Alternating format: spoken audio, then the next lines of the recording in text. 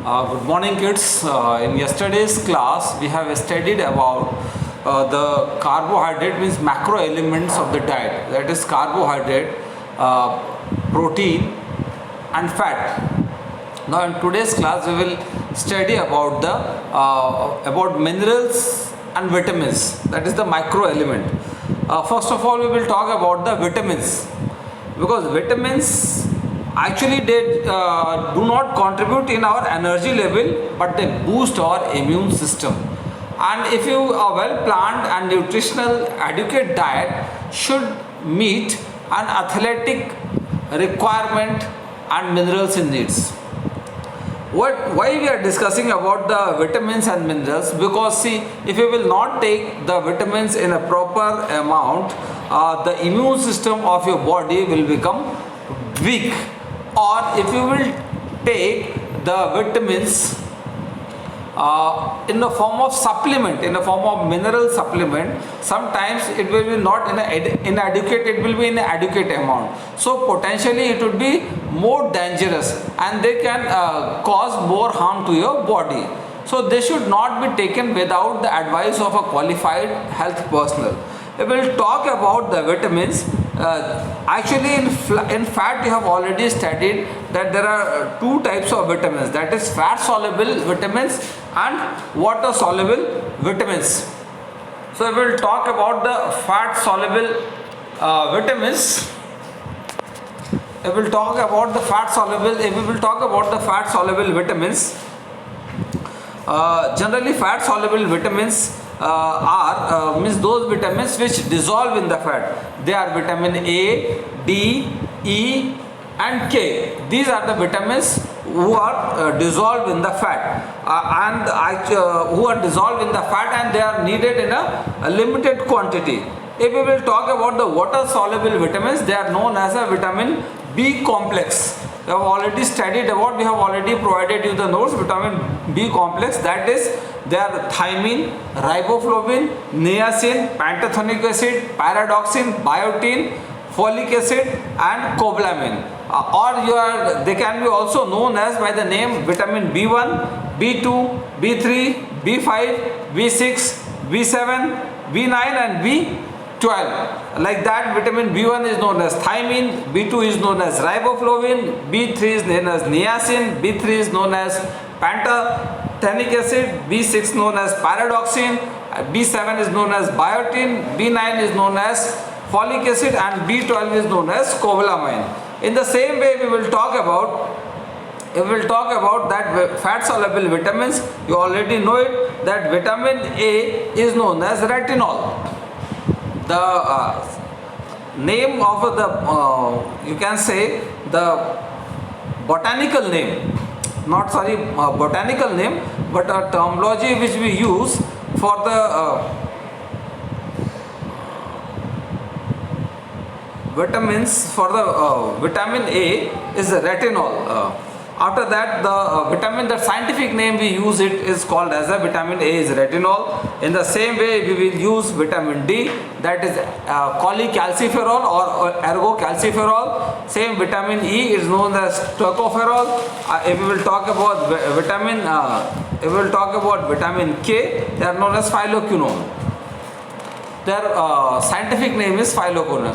So you already learned that vitamins, they are very useful for our body. And one more vitamins I just forgot to tell you, that is water soluble is vitamin C also, which is known as ascorbic acid, So these are the vitamins which are very helpful to our body to boost our immune system. Because if you will not eat these, if you will not take vitamins in your diet, it may cause the several deficiency disease of the body, like skin disease, headache, nausea, fatigue, skin contact, so many things, pellagra, fatigue, insomnia, so many diseases that happens. They have to be taken in limited quantity for the smooth functioning of our body. Now we will talk about the minerals. Minerals are also very essential for our body. They are classified into two parts. It's already given 4% of our body weight is made up of minerals. They are classified into two parts, that is macro minerals and micro minerals, depending upon the need, how much minerals we need, because they are very helpful in the transmission of nerve impulses, formation hormones and maintenance of the heartbeat. So if you will talk about the macro minerals, they are such as calcium, potassium, phosphorus, sodium, chlorine, magnesium, sulfur. Examples of micro minerals are, for examples, they are iron, iodine, fluoride, cobalt, chromium, selenium and zinc. So these actually micro minerals, we need only 0.1 gram of macro minerals or micro minerals on the daily basis. The requirement of these are very less. We will discuss about the macro minerals. They are following as a calcium, it's already given. It's among the top micro minerals in terms of growth and development of our body. These helps in the clotting of the blood. Its deficiency may cause rickets, and the main sources of these macro minerals are cheese, milk, orange juice, egg, green leafy vegetables and cereals, etc. The second one comes is the potassium. So potassium is also the most required minerals of the diet, and it is helpful in keeping our nervous system and muscular system fit and active all the time.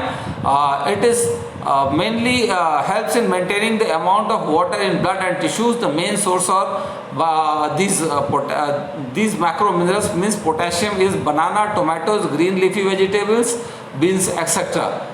Another one is, if you talk about the sodium, it helps in the muscular activities, and it's a very important in the transmission of our nerve impulse. Transmission means how our muscles contract and how the messages has been transferred to each and every part of our body.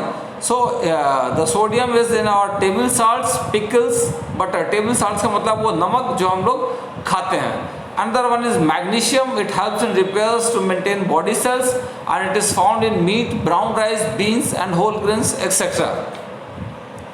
Next one is phosphorus. Phosphorus is also helps in formation of bone and teeth. It keeps the muscles and nerve activities normal. The main source of phosphorus is fish, egg, fish, liver, milk, unpolished rice, etc. So these are the macro elements by diet which you can add into your. These are the actually foodstuffs which we have told it. Few examples of the foodstuffs have already been given. You can add into in your diet, and by adding in your diet you can be more healthy and more fitter, and you can boost your immune system also, and it will help you also fight with the COVID-19. Another one we will talk about the micro minerals. Micro minerals means lesser quantity they are required. So it produce first one is iodine. It produces the hormones from the thyroid gland. It is also significant for proper growth and development. You also know that if the lack of iodine, अगर iodine कम हो जाएगा body में तो आपका goitre हो जाएगा. Goitre का मतलब होता है, आप देखे होंगे गला थोड़ा क्या होता है, सूज जाता है, और मेंटल रिटार्डेशन होता था, थोड़ा सा दिमागी रूप से वीक हो जाता है, मेंटल रिटार्डेशन का मतलब. और जो सोर्सेस होते हैं आयोडाइज सॉल्ट्स होते हैं, मीन्स जो टेबल सॉल्ट होता है वो फिश और सी फूड होता है. Next one is iron. Iron भी बहुत एसेंशियल कंपाउंड है. ये आपकी बॉडी को हीमोग्लोबिन बनाता है, उसको मैनेज करता है, हीमोग्लोबिन के प्रोडक्शन में भी हेल्पफुल करता है. हीमोग्लोबिन का रिलेशन आपके ब्लड से है, और इसकी जो डिफिशियंसी होती है आयरन की, इससे एनीमिया हो सकती है. और जो मेन सोर्सेस है इसके वो एग, ड्राई फ्रूट्स, स्पाइनिश मतलब पालक, banana and green leafy vegetables are there. Another one is chromium. Chromium is also an essential for production of haemoglobin. और जो इसकी डेफिशिएंसी होती है it may cause diabetes. The sources are soybeans, black gram, carrot etcetera. अभी हम बात करेंगे इसके बाद आके जो हम लोग पहले बात किए थे, that is the non nutritive components of the diet. जो नॉन न्यूट्रिटिव कंपोनेंट्स होता है वो सबसे पहले बात करते हैं वाटर की, जो हमने ऑलरेडी एक्सप्लेन किया हुआ है कि वाटर क्या होता है. 2:1 में होता है, ट्रांसपोर्टेशन का काम करता है, और न्यूट्रिएंट्स टू सेल और remover of waste products through the body. The second जो क्लास आ जाती है वो क्या हो जाती है, रफेज. रफेज का मतलब होता है, कई बार आप इसको रफेज को क्या कहते हो, फाइबर भी कहते हो। तो ये डाइट में बहुत हेल्पफुल होता है और it is indigestible component of food found in fruit, vegetables and grains. ये आपको कोई कैलोरी तो प्रोवाइड नहीं करता, बट फिर भी ये बहुत still a vital part of a healthy diet. Vital part का मतलब है बहुत ही आवश्यक पार्ट है हेल्दी डाइट का। It doesn't provide you the calories, ये आपको कोई एनर्जी प्रोवाइड नहीं करता है। सो टू टाइप्स ऑफ फाइबर जो होते हैं, रफेज दो तरह के होते हैं अमूमन, एक सॉल्युबल फाइबर होता है, एक इनसॉल्युबल फाइबर होता है। सॉल्युबल फाइबर उसको कहते हैं जो वाटर में डिसॉल्व हो जाता है। Important thing is that soluble fibre वो होता है जो वाटर में डिसॉल्व हो जाता है और आपका कोलेस्ट्रॉल लेवल और ब्लड शुगर लेवल को रिड्यूस करता है। और इनसॉल्युबल फाइबर ये होता है जो वाटर में डिसॉल्व नहीं होता and it softens the stools thereby bringing relief from chronic constipation. Means ये कॉन्स्टिपेशन और उसमें हेल्प करता है जैसे आप सारी चीज़ें लेते हो। इसी तरह से और भी है, जैसे आर्टिफिशियल स्वीटनर्स, प्रिजर्वेटिव्स, मीन्स जो आपको प्लांट प्रोडक्ट से मिलते हैं। ये आपको एनर्जी तो प्रोवाइड नहीं करते हैं, but they are very very colourful compounds होते हैं या फ्लेवर्ड कंपाउंड्स। ये बहुत हेल्पफुल होते हैं बॉडी के उसमें। अब जैसे प्लांट प्रोडक्ट्स की बात करें तो ये भी नॉन न्यूट्रिटिव कंपाउंड्स है और जब भी ये इंजेस्ट कर लिया जाता है इसका एक बॉडी पे हेल्दी इम्पैक्ट पड़ता है। जैसे एग्जांपल कैफ़ीन ले लीजिए आप, कॉफ़ी का कैफ़ीन, ठीक है, एक लिमिटेड क्वांटिटी में आप लेते हो तो डेफिनेटली जो है वो हेल्पफुल होता है। अगर इसी तरह से बात करें तो एक जो आपका कहते हैं आर्टिफिशियल स्वीटनेस जिसकी बात करें वो फ्लेवर्ड कंपाउंड होता है और जो भी हम उसके एक्सट्रैक्ट से निकालते हैं। और प्रिजर्वेटिव्स भी सेम तरह का होता है, एनर्जी तो प्रोवाइड नहीं करता बट ये कलर देता है और जो भी फूड का अल्कलिनिटी और ये सारी चीज़ों को मेंटेन करके रखा रहता है। अमूमन ये सब जैसे जो आपके कलर्ड कंपाउंड होते हैं, ठीक है, वो सारी चीज़ें जो है कुछ मोनोक्रोमेटिक शेड्स होते हैं एनिमल प्रोडक्ट्स के, उनसे निकाले जाते हैं। Not going in the deep. अब सेम इसी तरह से फाइबर और रफेज की जो बात की थी, नॉन न्यूट्रिटिव वैल्यू है, अनडाइजेस्टेड पार्ट है of the body and it can be said that it can be digested by human intestinal tract. It consist of water and improves etcetera. अब next topic जो हम लोग बात करेंगे इस पे वो that is eating for weight control, कि वेट कंट्रोल के लिए क्या क्या चीज़ें खानी चाहिए, कैसे कैसे आपने पढ़ा भी होगा, जैसे BMI और इन सारी चीज़ों की कैसे कैलकुलेशन होता है और क्या होता है। तो आपको एग्जाम्पल दिया हुआ BMI का formula you already know, weight in kg upon height in metre square. जो भी आपका वेट है वो कर लीजिए और आपका ये रेशियो भी दिया हुआ है। अंडर वेट जो होता है, जो भी आपका वजन है उसको kg में लीजिए, जैसे आपका 56 किलो वेट है वो लीजिए और हाइट भी आप उसको मीटर का स्क्वायर में करके कन्वर्ट करके डिवाइड कर दीजिए, अपने आप आपका BMI निकल जाएगा। और ये नॉर्म्स दिए हुए हैं हेल्दी वेट के लिए कि अगर आपका BMI 19 से 25 के बीच में है, ठीक है, तो आप हेल्दी वेट कंसिडर किए जाओगे। और BMI अगर 25 से 29 है तो adult is considered as overweight. 25 से 29 के है तो ओवरवेट, और 30 के अबव है तो पर्सन को ओबीस कंसिडर किया जाएगा, मीन्स 35 अबव। और आप इसमें देखें तो ओबीस होगा, ओबीस क्लास, ओबीस में भी बहुत सारी क्लास में डिवाइड होता है ओबेसिटी। अगर 35 से ऊपर है मीन्स 35 टू 39 मीन्स 30 टू 35 है तो ओबेसिटी क्लास 1, और 35 से 39.9 है तो ओबेसिटी क्लास 2, और 39 से अबव है मीन्स 40 एंड अबव है तो उसको ओबेसिटी क्लास 3 कहते हैं। अब आपका कुछ कैलोरी रिक्वायरमेंट्स दिया हुआ है कि जैसे 3500 कैलोरीज वो इक्वल है equal, both one equals about 1 pound of fat. If you cut 500 calories from a typical diet each day, you will lose 1 pound of weight a week. तो कैसे कैसे ये दिया हुआ है। आप जनरली जो भी वेट कंट्रोल पे आएगा आप इसमें डाइटिंग के बारे में ही आप इसमें BMI कैलकुलेशन के बारे में ही लिखोगे। अमूमन पूछा जाता है तो you will write it about the BMI। Your BMI indicates for body mass index. I repeat, BMI indicates for body mass index। तो प्लीज़ इसको लर्न कर लें कि 19 से 25 के बीच में नॉर्मल बॉडी वेट होता है, और 25 से जब ऊपर जाता है 29 तक, तो वो जो बॉडी वेट होता है पर्सन का, ठीक है, वो ओवरवेट कंसिडर्ड होता है। और 30 से अबव होता है, 30 से 35 के बीच में, 34.9 के बीच में, तो जो है वो ओबेसिटी क्लास फर्स्ट। 34.9 मीन्स 35 से जो है 39.9 की बात करें तो ओबेसिटी क्लास सेकेंड, और 40 and above obesity class third.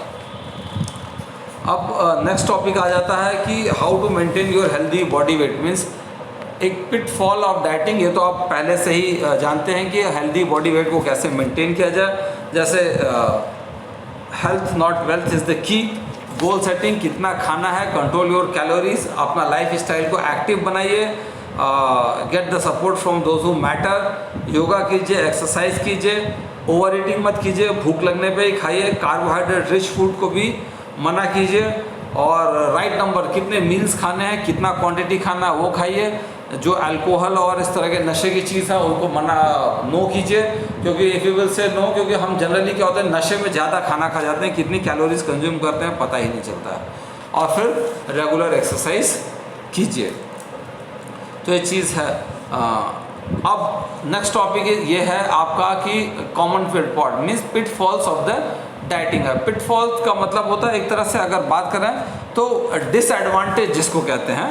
आप कई बार क्या होता है उसको एडवांटेज समझते हैं, लेकिन वो क्या होता है डिसएडवांटेज हो जाता है। अब जैसे आप पहले बात करेंगे तो avoid common pit, specially diets are quick fix pills and plans often set you up to the failure, prepare a plan and more realistic. आप जैसे वजन कम करने के लिए बहुत सारी दवाइयाँ, बहुत सारी चीज़ें आप खाते पीते रहते हैं, तो that's are the pitfalls of the dieting. कोई नो यूज़ नहीं होता, उसके बहुत सारे ड्रॉबैक्स होते हैं। So put a stop to emotional eating, we don't always eat simply satisfy hunger all too often be turn. तो कैसे आपको वेट मेंटेन करना ये दिया हुआ है। All too often be return to food for comfort and stress relief. Means जब भी भूख लगी हो, है ना, तो ही खाएं, ऐसा नहीं कि फालतू खाते रहें। फिर tune in what you eat, जो भी आप खा रहे हैं, जो भी आप वर्क कर रहे हैं उसके हिसाब से आप खाएं। जैसे फॉर एग्जांपल आप अगर टीवी स्क्रीन देख रहे हैं, कुछ भी टीवी देख रहे हैं, तो उस समय खाना नहीं खाएं, अवॉइड ईटिंग, क्योंकि कितना खाएंगे प्रॉपर सलाइवा नहीं बनेगा, आपको उसका अंदाज़ा नहीं होगा और आप इंजॉय भी नहीं करोगे। उसके बाद आप कई बार क्या होता है रेस्ट्रिक्शन टू सिलेक्टेड न्यूट्रिएंट्स। कई बार क्या होता है कि हम कार्बोहाइड्रेट नहीं खाएंगे, ये नहीं खाएंगे, वो नहीं खाएंगे, वेट घटाने के चक्कर में, बिल्कुल उसको हटा दीजिए। ऐसा है स्किपिंग मील्स, अपना मील जो भी है वो राइट टाइम पे खाइए। पूरा जो है जब भी आपका टाइम हो वो तभी चीज़ें खाइए। Fill up with fruit veggies and fibre, means आपका जो डाइट है वो पूरा फल फूल से, वेजिटेबल्स से और फाइबर से भरा होना चाहिए। Indulge without over indulging. Over indulging का मतलब होता है कि do not avoid some type of food, जैसे कुकीज़, चिप्स, आइसक्रीम्स, इस तरह के अनहेल्दी फूड जो लोगों को पसंद है उसको मत खाइए। इसी तरह के जो प्री पैकेज्ड या लेवल फूड है वो सब चीज़ें अवॉइड कीजिए। फिर take charge of your food environment. Food environment का मतलब है कि आप when you eat and what foods are available, आप इस चीज़ को देखिए कि जो एनवायरनमेंट से रिलेटेड फूड है उसको ज़्यादा खाएं, किस मौसम में क्या फल होता है वो ज़्यादा होता है। Make healthy life style changes, और लाइफ स्टाइल अपनी हेल्दी बनाइए। नेक्स्ट टॉपिक जो है वो क्या है, ईटिंग फॉर वेट कंट्रोल में है वो balance diet, drinks, loss of water, eating lot of fibrous food, regular medical checkup, avoid fats, medicine only by doctors advice, avoid drinking, avoid junk food. Same चीज़ है कि क्या क्या आपको कैसे कैसे बैलेंस डाइट को मेंशन करना है। अब उसके बाद नेक्स्ट टॉपिक है food intolerance and food myths. Food intolerance का मतलब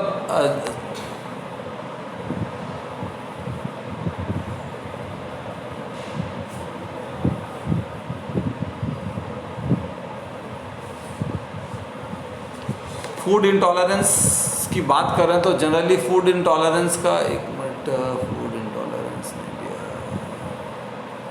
अच्छा, फूड इंटॉलरेंस बाद में दिया, पहले हम लोग बात करेंगे फूड मिथ्स की। फूड मिथ्स का मतलब होता है, मिथ का मतलब होता है एक कोई भी अगर हम बात करें तो कोई भी अनसाइंटिफिक मिथ होता है, मतलब जिसका कोई वैज्ञानिक प्रमाण नहीं होता बट लोगों में ये भ्रम की भावना होती है। जैसे फॉर एग्जांपल कि जैसे आप सबसे पहले पोटैटोज मेक यू फैट या x increases cholesterol level so avoid them, ठीक है, नो। तो इस तरह की चीज़ें फूड में, जैसे पोटैटो कहते हैं बहुत कार्बोहाइड्रेट होगा, नहीं खाओ, आलू ज़्यादा नहीं खाओ मोटे हो जाओगे, नहीं, ऐसा नहीं।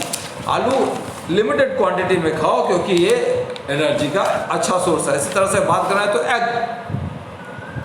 एग से इंक्रीजेस कोलेस्ट्रॉल लेवल, जबकि ये फूड मिथ है, सो अवॉइड देम, जबकि ये फूड मिथ है कि एग में जो है वो गुड सोर्स ऑफ हेल्थ होता है, अच्छा कोलेस्ट्रॉल लेवल होता है, वो आपको डिफरेंट टाइप के न्यूट्रिएंट्स प्रोवाइड करता है।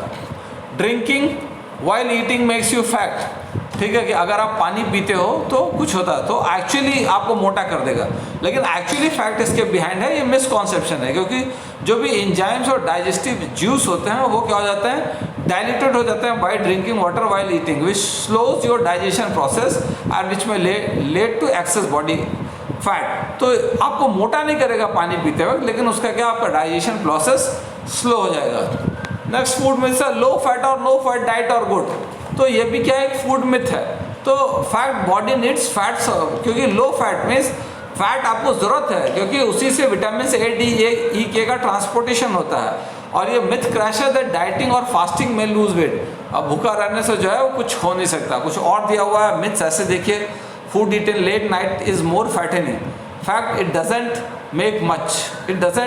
मेक मच चेंज, मीन्स आप लेट नाइट खाना खाते हो बट वो डाइजेस्ट हो जाना चाहिए, इंपॉर्टेंट पार्ट ये है।